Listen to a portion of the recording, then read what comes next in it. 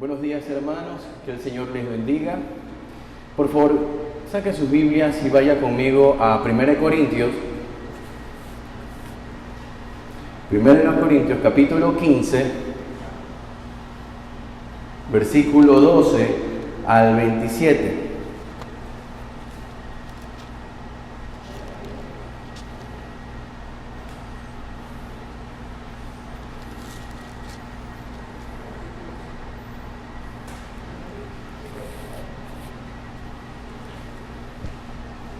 Amén. Bien, 1 Corintios capítulo 15, versículo 12 al 27, dice la palabra de Dios. Pero si se predica de Cristo que resucitó de los muertos, como dicen algunos entre vosotros que no hay resurrección de los muertos, porque si no hay resurrección de muertos, tampoco Cristo resucitó. Y si Cristo no resucitó, vana es entonces nuestra predicación, vana es también vuestra fe. Y somos hallados falsos testigos de Dios, porque hemos testificado de Dios que Él resucitó a Cristo, al cual no resucitó, si en verdad los muertos no resucitan. Porque si los muertos no resucitan, tampoco Cristo resucitó. Y si Cristo no resucitó, vuestra fe es vana. Aún estáis en vuestros pecados. Entonces, también los que durmieron en Cristo perecieron. Si en esta vida solamente esperamos en Cristo, somos los más dignos de consideración de todos los hombres. Mas ahora Cristo ha resucitado de los muertos, primicia de los que durmieron es hecho. Porque cuanto la muerte entró por un hombre, también por un hombre la resurrección de los muertos. Porque así como en Adán todos mueren, también en Cristo todos serán vivificados. Pero cada uno en su debido orden. Cristo, las primicias, luego los que son de Cristo en su venida. Luego el fin, cuando entregue el reino al Dios y Padre, cuando haya suprimido todo dominio, toda autoridad y potencia. Porque preciso es que Él reine hasta que haya puesto a todos sus enemigos bajo de sus pies. Y el postrer enemigo que será destruido es la muerte. Porque todas las cosas las sujetó debajo de sus pies. Y cuando dice que todas las cosas han sido sujetas a Él, claramente se exceptúa aquel que sujetó a Él todas las cosas. Amados hermanos, amigos que nos visitan, esta declaración del credo de los apóstoles que vamos a exponer el día de hoy, que es el credo en la resurrección de los muertos, resume una de las verdades más gloriosas y centrales de nuestra fe cristiana. Los escritores del credo no la incluyeron por simple tradición, sino porque estaban convencidos por las Sagradas Escrituras de que esta doctrina es fundamental para la vida de todo creyente. Y al mismo tiempo, hermanos, es necesaria de afirmar con claridad frente a los desafíos doctrinales de su tiempo. La iglesia en ese entonces vivía en un contexto donde muchas falsas ideas amenazaban las verdades que revelaban las Sagradas Escrituras. Por ejemplo, el gnosticismo despreciaba el cuerpo y exaltaba todo lo espiritual. En cambio, también el platonismo veía el cuerpo como una cárcel del alma. Y otras religiones como el hinduismo o ciertas filosofías orientales promovían ideas como la reencarnación o la función del alma con el cosmos. Frente a todo eso, la iglesia se levantó con una confesión clara y sencilla. Nosotros creemos en la resurrección de los muertos. Los cristianos de los primeros siglos entendieron que esta no era una doctrina menor ni secundaria. Y esto porque Cristo no solo murió, sino que resucitó con un cuerpo real, glorificado, y se convirtió así en las primicias de todos los que duermen en Él. Y esta es una verdad que no solo afecta lo que creemos del futuro, ¿verdad? Sino que también vivimos hoy cómo valoramos nuestro cuerpo, cómo enfrentamos el dolor, la muerte y en qué está basada nuestra esperanza. Además, esta declaración aparece en la tercera parte del credo, en la sección que confiesa que de la obra del Espíritu Santo, donde allí dice: creo en el Espíritu Santo, el perdón de los pecados, la resurrección del cuerpo. Ese orden no es casual, hermanos. Muestra que los creyentes, habiendo sido perdonados por la obra de Cristo y regenerados por el Espíritu Santo, ahora viven unidos a Cristo, justificados, y esperan con anhelo, con ansias, el día que esa salvación se manifestara en la plenitud, en nuestros cuerpos, la resurrección del cuerpo. Podríamos decir que esta esperanza es la coronación final de la obra redentora del Espíritu Santo. Aquel que ya nos ha vivificado espiritualmente, también nos vivificará físicamente, como dice Romanos 8:11. Es decir, los que están en Cristo no solo viven perdonados, sino también se mantienen firmes con la esperanza gloriosa que se le ha otorgado en Cristo, que es la resurrección de sus cuerpos. Esta esperanza no es vaga ni emocional, sino que es una certeza, amado hermano, en la resurrección histórica y corporal de Cristo.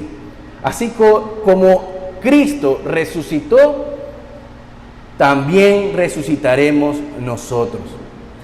Pero mientras ese día glorioso llegue, la Escritura nos llama a vivir como aquellos que tienen una esperanza viva, no como que temen a la muerte, sino como quienes saben que la muerte ha sido vencida.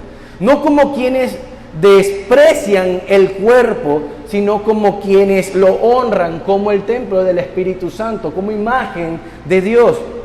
No como quienes viven como si este mundo fuera todo lo que existe, sino como ciudadanos del reino de los cielos de nuestro Señor Jesucristo. Entonces, amado hermano y amigo que estás aquí, en resumen, esta declaración del credo nos conecta con una esperanza concreta y firme. Dios cumplirá su plan eterno y no desechará a los que ha elegido, ni tampoco a los que Él tiene, a los que no tiene por inocente, sino que llevará a cabo todo lo que Él se propuso, todas sus promesas, redimiendo y glorificando a su pueblo en su cuerpo y alma. Por eso, hoy vamos a considerar juntos la frase del credo: creo en la resurrección del cuerpo. Y lo haremos con el siguiente bosquejo. 2 puntos, hermanos. En primer lugar, veremos el estado del hombre después de la muerte. ¿Qué pasa después de la muerte? ¿Qué pasa después de la muerte? En segundo lugar, veremos la esperanza gloriosa de la resurrección del cuerpo. ¿Cómo será esa resurrección? Y antes de orar, citaré el credo de los apóstoles. Creo en Dios Padre Todopoderoso, Creador del cielo y de la tierra. Creo en Jesucristo, su unigénito Hijo, nuestro Señor, que fue concebido por el Espíritu Santo, nacido de la Virgen María, sufrió bajo Poncio Pilato, fue crucificado, muerto y sepultado, descendió al infierno, al tercer día resucitó entre los muertos, ascendió al cielo y está sentado a la diestra de Dios Padre Todopoderoso. Desde allí vendrá a juzgar a los vivos y a los muertos.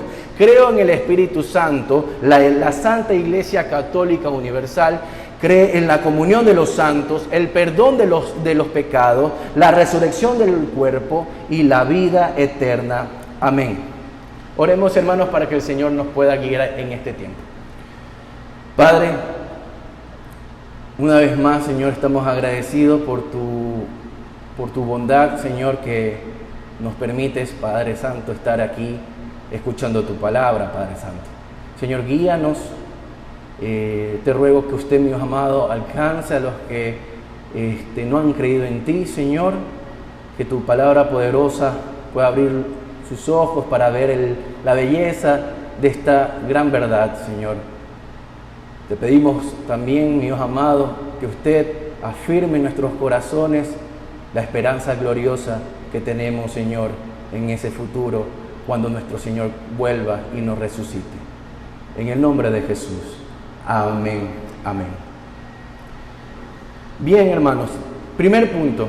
El estado del hombre después de la muerte. ¿Qué pasa después de la muerte? Hermanos, cuando leemos el credo y nos habla de la resurrección, esto implica que también se está hablando de la muerte. La muerte es un tema, o mejor dicho, una realidad que todo cristiano debe tener presente. Al confesar esta declaración, lo que básicamente estamos afirmando es que la muerte es un evento inevitable, que todos, absolutamente todos, debemos pasar. Y eso no es una casualidad ni parte natural de la vida. No fuimos creados para morir. Como mencionamos en el sermón anterior, la causa de la muerte, ¿qué fue? El pecado. Por el pecado del primer hombre heredamos la culpa y la corrupción de nuestra naturaleza. Y como consecuencia a ese pecado, vinieron entonces la enfermedad, la miseria y la muerte. Dice en Génesis 3:19, con el sudor de tu frente, de tu rostro, comerás el pan hasta que vuelva a la tierra, porque de ella fuiste tomado, pues polvo eres y al polvo volverás. Es decir, la muerte es el recordatorio trágico de que el alma y el cuerpo fueron separadas por causa del pecado. Lo que Dios unió en la creación, el pecado lo rompió. El cuerpo se enferma, se debilita y muere. Y el alma queda separada de él. Ahora, hermanos, que tengamos presente esta realidad no significa que sea el final de nuestra existencia, sino más bien una etapa que prepara la manifestación gloriosa de la obra de Cristo. Por favor, vayamos a Filipenses capítulo 3, versículo 20 al 21.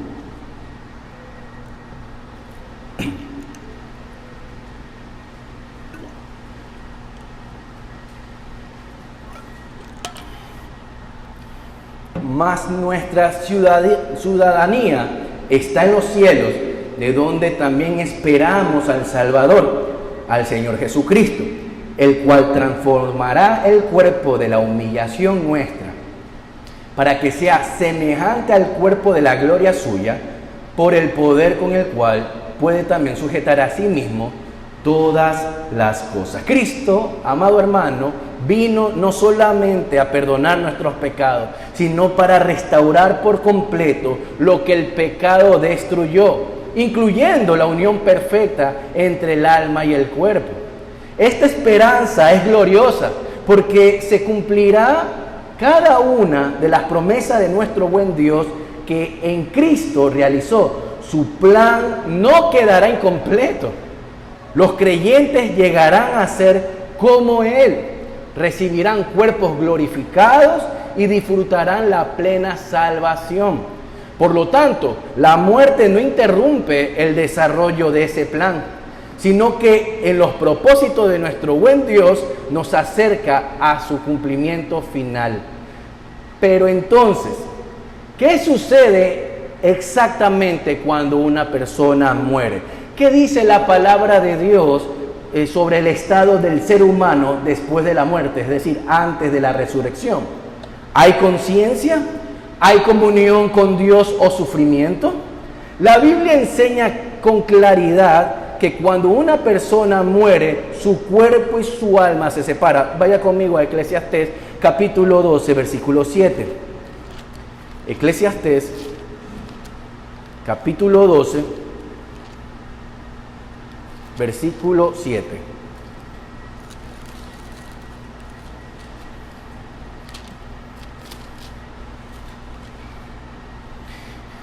y el polvo vuelva a la tierra como era, y el espíritu vuelva a Dios que lo dio.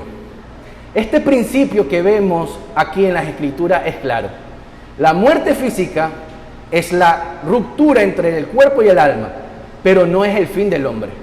El cuerpo vuelve al polvo, es decir, tiene su proceso de putrefacción normal y se hace polvo. Pero el alma ni muere ni duerme, como muchos lo dicen, sino que continúa viva y consciente. Este periodo entre la muerte y la resurrección se llama el estado intermedio. Es decir, cuando una persona muere, entra en este estado y permanece allí hasta el día de la resurrección. Puesto que esta condición no es el estado final, hermano, de los justos y ni de los malvados, por eso se le llama el estado intermedio. De manera que las diferentes posturas que existen hoy en día se equivocan. Nosotros afirmamos, de acuerdo a la palabra de Dios, que las almas no duermen, no desaparecen, no vagan por ahí como almas en pena. Ahora, es importante aclarar, o mejor dicho, hacer una distinción de lo que la Biblia expresa acerca del destino de los que murieron en Cristo y de los que no murieron con Cristo. Vaya conmigo a Filipenses capítulo 1, versículo 19 al 24. Filipenses capítulo 1, versículo 19 al 24. Dice: porque sé que por vuestra oración y la suministración del Espíritu de Jesucristo, esto resultará en mi liberación conforme a mi anhelo y esperanza de que en nada seré avergonzado. Antes bien, con toda confianza, como siempre, ahora también será magnificado Cristo en mi cuerpo, o por vida o por muerte. Porque para mí el vivir es Cristo y el morir es ganancia. Mas si el vivir si el vivir en la carne resulta para mí en beneficio de la obra, no sé entonces qué escoger, porque ambas cosas estoy puesto en estrecho, teniendo deseo de partir y estar con Cristo, lo cual es muchísimo mejor, pero quedar en la carne es más necesario por causa de vosotros. Hermano, el alma de los creyentes, desde el momento de su muerte, vuelve inmediatamente a Dios, es decir, al paraíso, totalmente consciente, gozoso y en comunión con Cristo. En cambio, las almas de los que no creyeron en Cristo, los malvados, son arrojadas al infierno, donde entran en un estado de sufrimiento real, tal como lo vimos en el sermón del credo, específicamente cuando declaramos que creemos que Cristo descendió a los infiernos. Y el pasaje que utilizamos fue Lucas capítulo 16, versículo 22 al 26. Vaya conmigo. Lucas capítulo 16, versículo 22 al 26. Dice: también vosotros ahora tenéis tristeza. Lucas 16.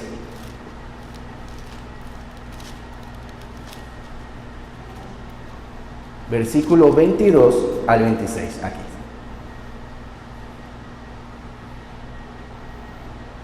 Del 19. Había un hombre rico que se vestía de púrpura y de lino fino, y hacía cada día banquete con esplendidez. Había también un mendigo llamado Lázaro que estaba echado a la puerta de aquel lleno de llagas, y ansiaba saciarse de las migajas que caían de la mesa del rico, y aún los perros venían y le lamían las llagas. Aconteció que murió el mendigo y fue llevado por los ángeles al seno de Abraham, y murió también el rico y fue sepultado. Y en el Hades alzó sus ojos estando en tormentos, y vivió de lejos a Abraham y a Lázaro en su seno. Entonces él, dando voces, dijo: Padre Abraham, ten misericordia de mí, y envía a Lázaro para que moje la punta de su dedo en agua y refresque mi lengua, porque estoy atormentado en esta llama. Pero Abraham le dijo: Hijo, acuérdate que recibiste tus bienes en tu vida, y Lázaro también males, pero ahora este es consolado aquí y tú atormentado. Además de todo esto, una gran cima está puesta entre nosotros y vosotros, de manera que los que quisieren pasar de aquí a vosotros no pueden ni allá pasar acá. Entonces le dijo: te ruego pues, padre, que le envíes a la casa de mi padre, porque tengo 5 hermanos, para que les testifique, a fin de que no vengan ellos también a este lugar de tormento. Y Abraham le dijo a Moisés y a los profetas tiene, óiganlo. Él entonces dijo: no, padre Abraham, pero si alguno fuere a ellos entre los muertos, se arrepentirán. Mas Abraham le dijo: si no oyen a Moisés y a los profetas, tampoco se persuadirán, aunque alguno se levante de los muertos. Hermanos, podemos ver que no hay segundas oportunidades después de la muerte. Aquellos que no creyeron en Cristo, los malvados, son arrojados al infierno, donde entran en un estado de sufrimiento real.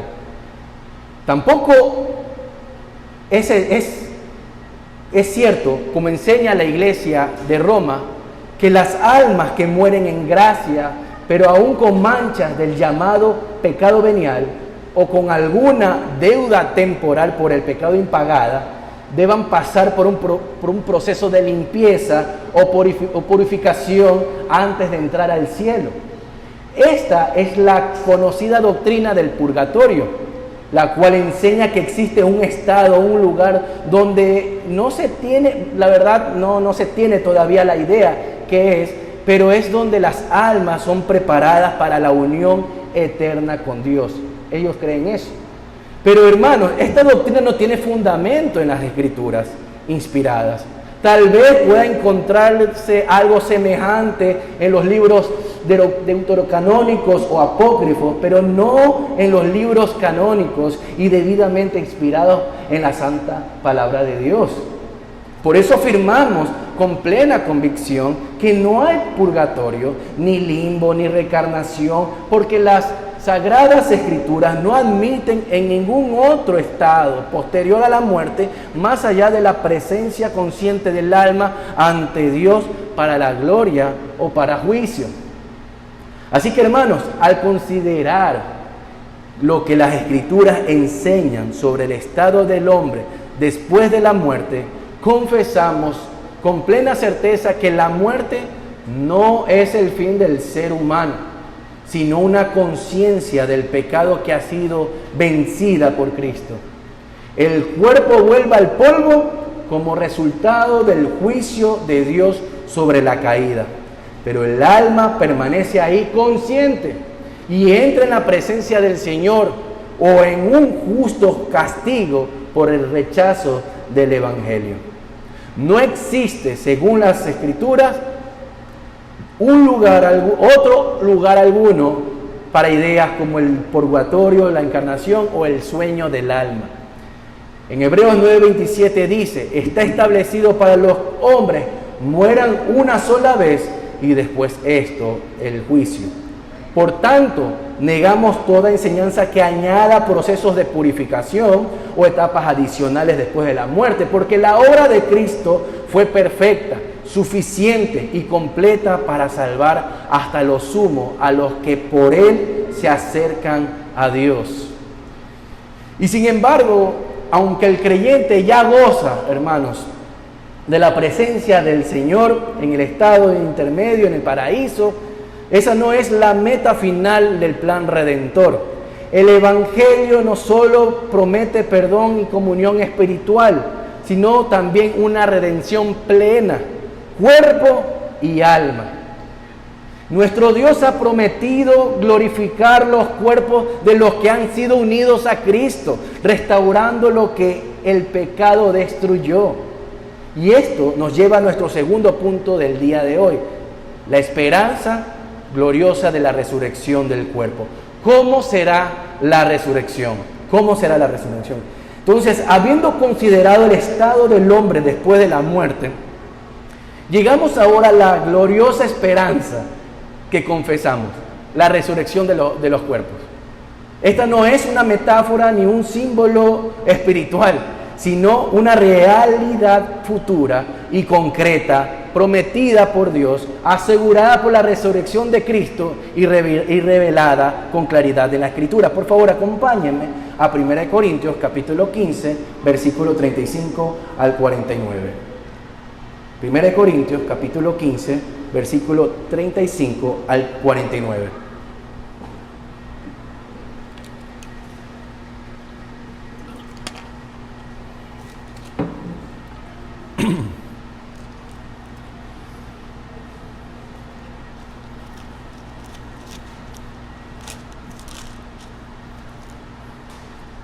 Dice,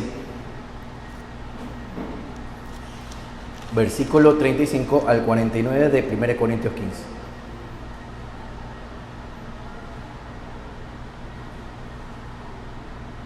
Pero dirá alguno, ¿cómo resucitarán los muertos? ¿Con qué cuerpo vendrán? Necio, lo que tú siembras no se vivifica, si no muere antes. Y lo que siembra no es el cuerpo que ha de salir, sino el grano desnudo, ya sea de trigo o de otro grano. Pero Dios le da el cuerpo como Él quiso, y cada semilla su propio cuerpo.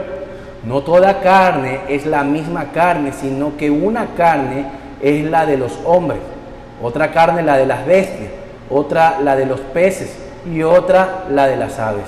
Y hay cuerpos celestiales y cuerpos terrenales, pero una es la gloria de los celestiales y otra la de los terrenales. Una es la gloria del sol, otra gloria de la luna y otra la gloria de las estrellas, pues una estrella es diferente de otra en gloria. Así también es la resurrección de los muertos. Se siembra en corrupción, resucitará en corrupción. Se siembra en deshonra, resucitará en gloria. Se siembra en debilidad, resucitará en poder. Se siembra cuerpo animal, resucitará cuerpo espiritual. Hay cuerpo animal y hay cuerpo espiritual. Así también está escrito, fue hecho el primer hombre, Adán, alma viviente, el postrer Adán, espíritu vivificante. Mas lo espiritual no es primero, sino lo animal, luego lo espiritual. El primer hombre es de la tierra terrenal, el segundo hombre, que es el Señor, es del cielo. ¿Cuál? El terrenal, tales también los terrenales, y cuál el celestial, tales también los celestiales.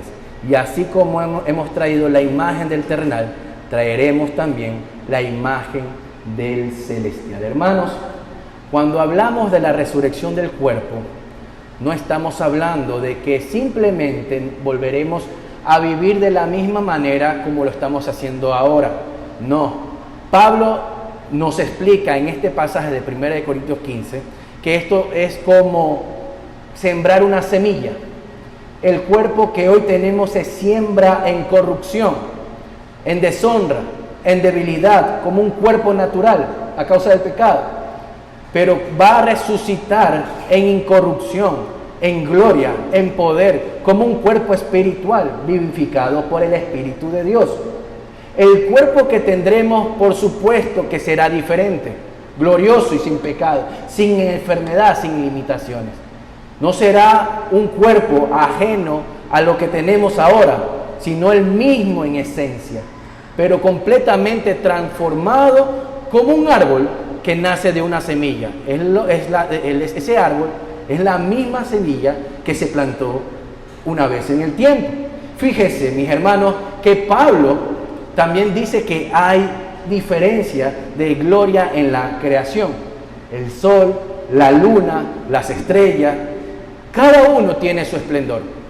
Así también será con nosotros. El cuerpo nuevo, el que tendremos, tendrá una gloria que no conocemos aún, pero que Dios ya ha prometido. No olvidemos algo que es muy importante y a la vez interesante, que si así como llevamos ahora la imagen de nuestro cuerpo del primer Adán, caído, débil, terrenal, también nosotros llevaremos en el futuro la imagen del postrer Adán, que es Cristo. Él es el modelo de lo que seremos. ¿Pero cómo?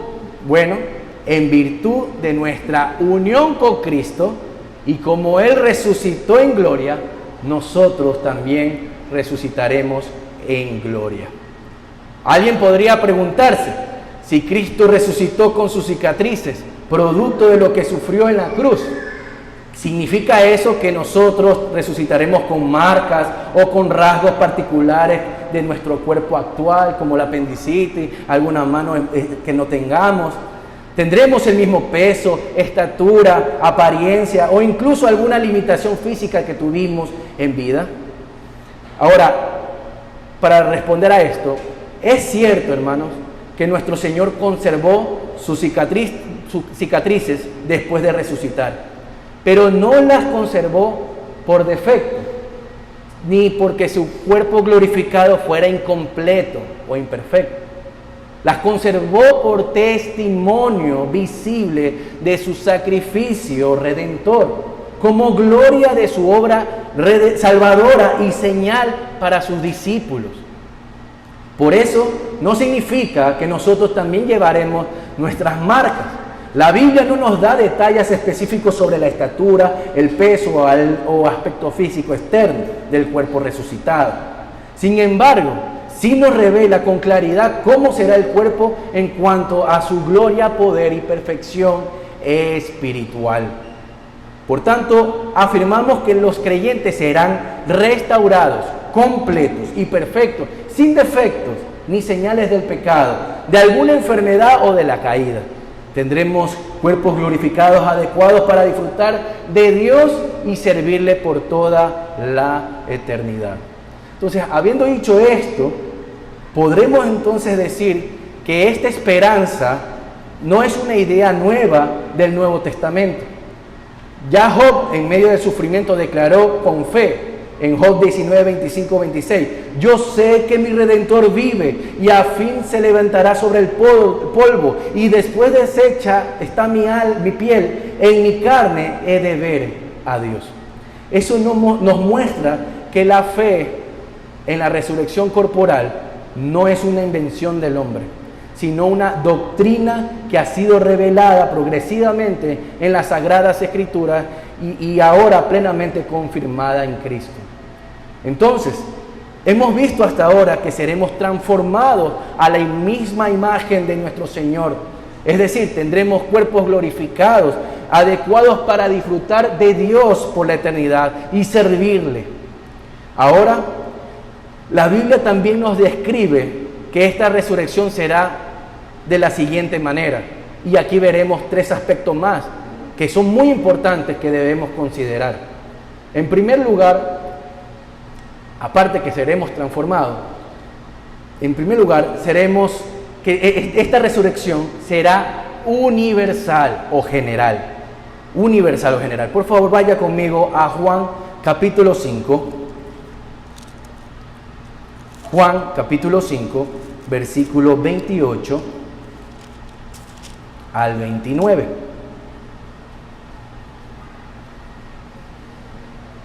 Dice Juan 5, 28 al 29. No os maravilléis de esto, porque vendrá hora cuando todos los que están en los sepulcros oirán su voz, y los que hicieron lo bueno saldrán a resurrección de vida, mas los que hicieron lo malo a resurrección de condenación. Fíjese, hermano, este pasaje. La enseñanza es muy clara. Cristo indica que la resurrección será para todos, es universal, es decir, no se limita solamente a los creyentes, ni se reserva únicamente para los justificados por la fe. Todos los seres humanos que han muerto, sin excepción, resucitarán corporalmente. El Señor mismo declara que todos los que están en los sepulcros oirán su voz, no solo algunos. Ahora bien, alguien podría preguntarse, ¿qué pasa si un cuerpo fue incinerado o destruido por un accidente? ¿Afecta eso la resurrección? La respuesta es no. El poder de Dios no depende de la condición física del cuerpo en el momento de la muerte. Dios formó al hombre del polvo y puede perfectamente resucitar a una persona que fue incinerada o descompuesto por cualquier acción que haya tenido. Tampoco si una persona un tercero, opta por cremar a un familiar en vez de sepultarla, no podría afectar para nada el destino eterno o la garantía de la resurrección de los muertos. Pero aquí la pregunta es, ¿estaría mal hacerlo? ¿Estaría mal incinerar o cremar a un familiar? La respuesta es un sí. Estaría mal hacerlo. Y no voy a negar, hermanos, que existen muchos hermanos que indican lo contrario, que dicen que no hay en la Biblia un mandamiento explícito que prohíba la cremación y que no hay tampoco un mandamiento que establezca que la sepultura sea el único método permitido. Sin embargo, muchos ignoran que la dignidad de nuestro cuerpo es divina. Afectarlo de esa manera, aun cuando está sin vida, es deshonrarlo. Por lo tanto, decidir que la sepultura sea la opción bíblica y tradicional es importante, porque podremos ver en el testimonio bíblico, en Génesis, hasta el testimonio bíblico de nuestro Señor Jesucristo cuando fue sepultado, ¿verdad? Que eso da testimonio que nuestra esperanza es la resurrección del cuerpo. De manera que optar por sepultar es tener una visión bíblica del cuerpo como símbolo de la futura resurrección. Entonces, todos los seres humanos, sin importar cómo hayan fallecido, sin excepción, resucitarán corporalmente. Este es un llamado soberano y final que nadie podrá resistir ni ignorar. Así como su voz poderosa creó los cielos y la tierra en el principio, y como cuando despertó a Lázaro de la tumba, así también en el día señalado, su voz se escuchará y resucitará a todos los muertos, justos e injustos, creyentes y no creyentes, grandes y pequeños. Nadie quedará afuera. Esta verdad, hermanos, la podemos ver en otras porciones de las Escrituras, como por ejemplo en Hechos 24:15, que dice: teniendo esperanza en Dios, la cual ellos también abrigan, de que ha de haber resurrección de los muertos, así de justos como de injustos. O Daniel capítulo 12:2, que dice: y muchos de los que duermen en el polvo de la tierra serán despertados, unos para vida eterna y otros para vergüenza y confusión perpetua. De modo, hermanos, que esta resurrección no es exclusiva para los redimidos, sino que incluye también a los impíos, quienes, aunque no reciban un cuerpo glorioso, resucitarán con cuerpos apropiados para la ejecución del juicio eterno de nuestro Dios. Pero también, hermanos, la Biblia describe que esta resurrección va a ser en un solo evento, en el día del Señor. Y esta es la segunda descripción de cómo será la resurrección. Vaya conmigo a 1 Tesalonicenses capítulo 4, versículo 13. Primera a los Tesalonicenses capítulo 4, versículo 13 al 17.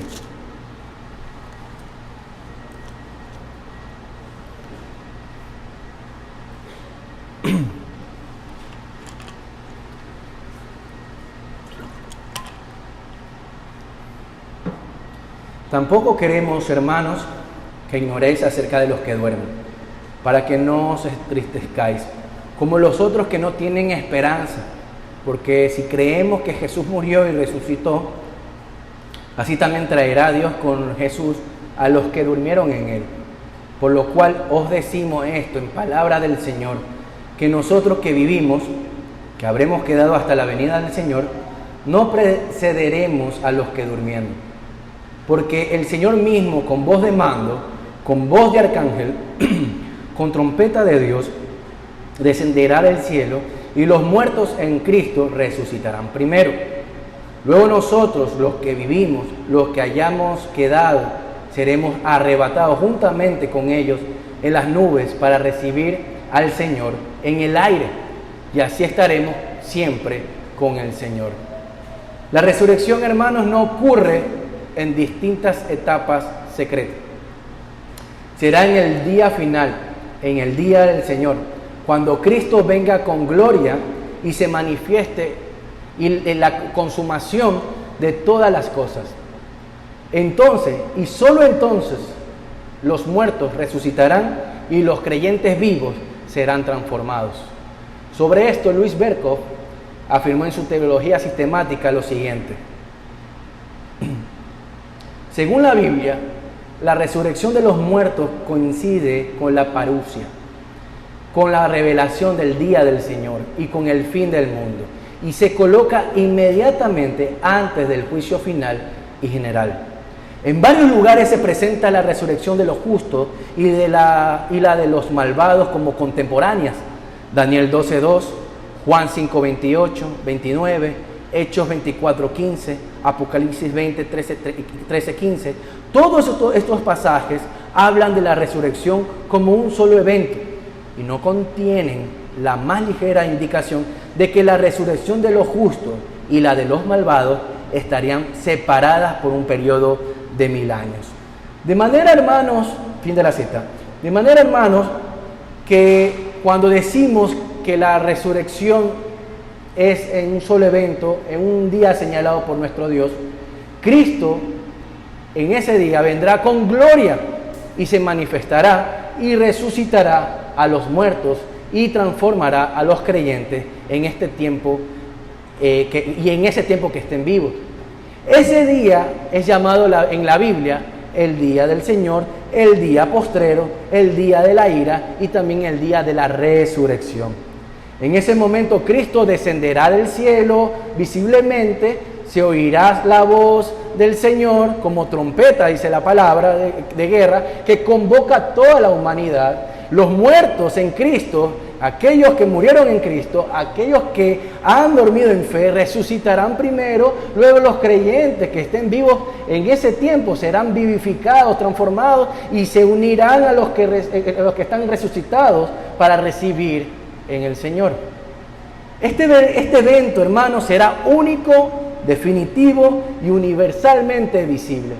No será oculto ni espiritual, sino que es un acto glorioso de juicio y redención conforme a la soberanía de nuestro Dios.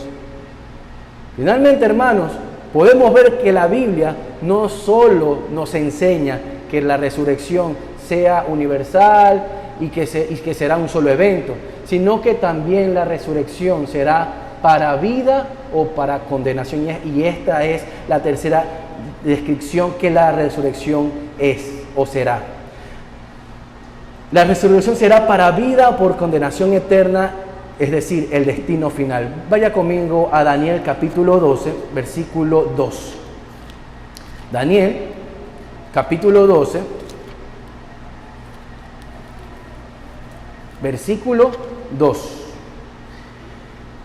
Y muchos de los que duermen en el polvo de la tierra serán despertados. Daniel 12:2.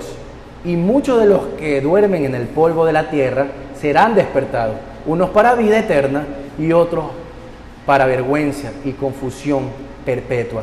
Hermanos, la resurrección no es solo un acto de poder divino, sino también un acto de justicia final. En ella, el destino eterno de cada ser humano se manifestará públicamente.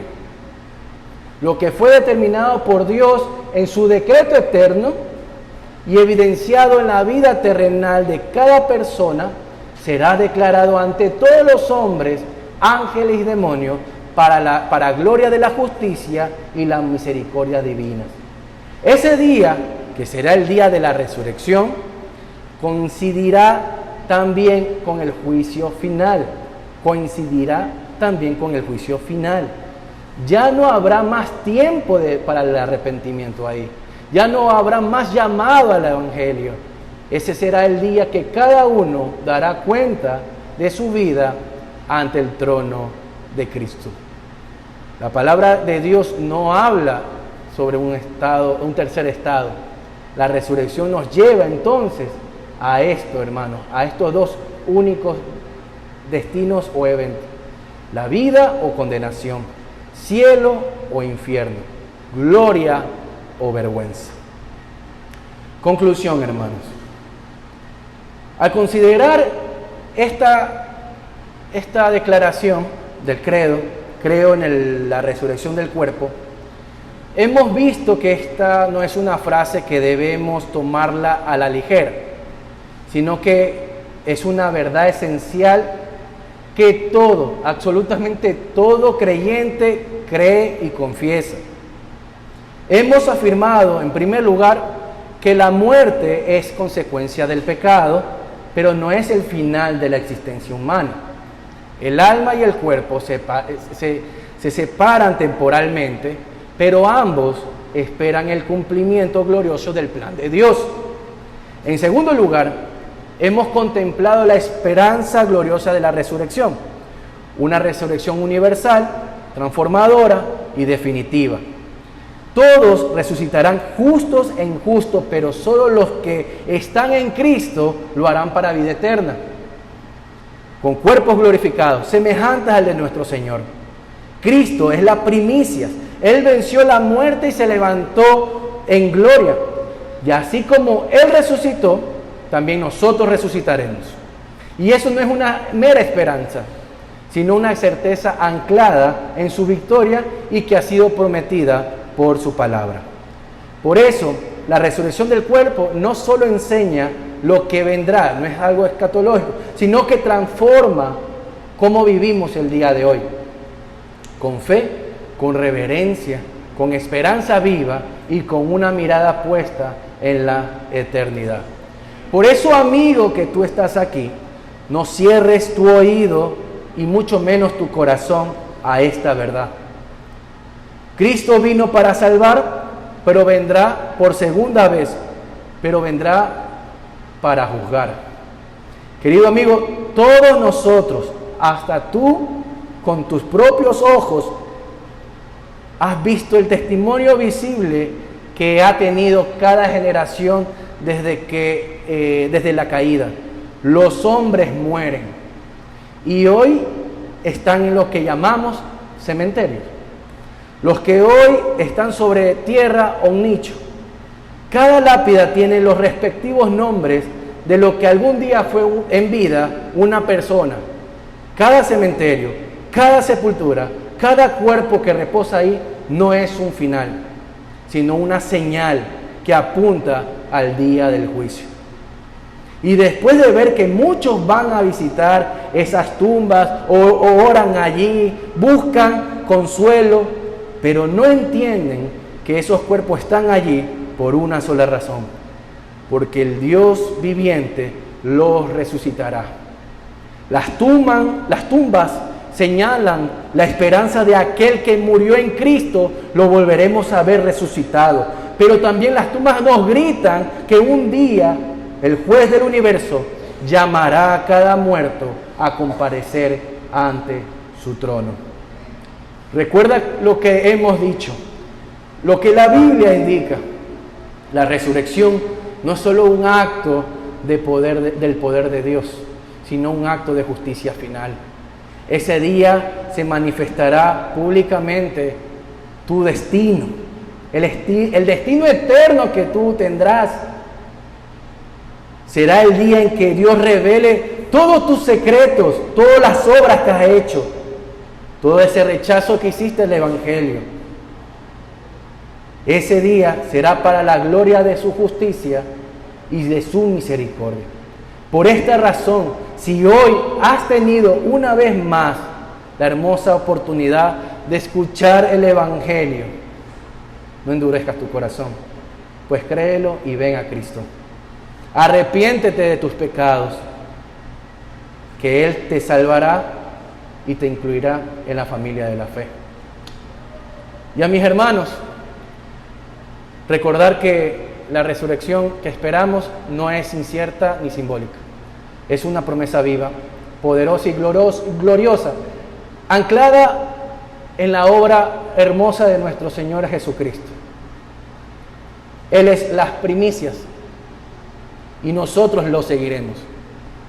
Esta doctrina nos debe hacer a nosotros vivir con esperanza, pero también con reverencia. Nos recuerda que nuestros cuerpos importan, que la muerte no es el final, y que la eternidad es real. Amado hermano, si has creído en Cristo, esta verdad debe impulsarte a vivir con esperanza firme, incluido en medio del dolor que tú estés viviendo, o en el envejecimiento o la muerte. Honrar a tu cuerpo, sabiendo que es el templo del Espíritu Santo y que serás glorificado. Esta enseñanza, esta verdad, debe impulsarte a perseverar en santidad y fidelidad, recordando que tu labor en el Señor no es vano. Esto debe de que tú anheles el regreso de Cristo, no con miedo de la muerte, sino con gozo, porque ese día verás a tu Redentor con ojos glorificados, en un cuerpo transformado para recibir la gloria que te tiene preparada. Por eso nos urge a predicar el Evangelio fielmente, sabiendo que todo hombre resucitará para vida o para juicio. Y nos urge decir siempre con confianza, como lo dice Pablo en la primera carta de los Corintios 15:58, que dice: así que, hermanos míos amados, estad firmes y constantes, creciendo en la obra del Señor siempre, sabiendo que vuestro trabajo en el Señor no es en vano. Amén. Que Dios bendiga su santa palabra. Oremos, hermanos.